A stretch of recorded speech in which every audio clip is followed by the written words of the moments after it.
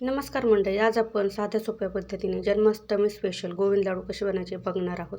त्यासाठी गॅसवर एक कढई गरम करायला ठेवायची. त्याच्यामध्ये 1 वाटी तूप टाकून 1 वाटी पोहे मस्त असे क्रिस्पी होईपर्यंत भाजून घ्यायचे. त्यानंतर 1 वाटी शेंगदाणेसुद्धा भाजून घ्यायचे.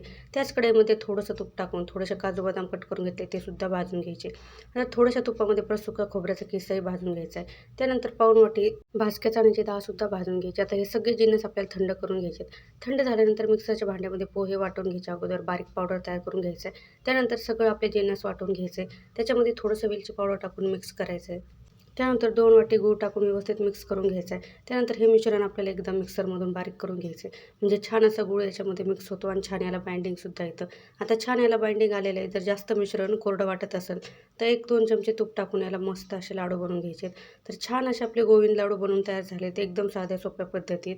आवडल्यास एक लाईक नक्की करा. चॅनलवर नवीन असताना सबस्क्राईब करा. पूर्ण व्हिडिओ चॅनलवरती बघू शकता.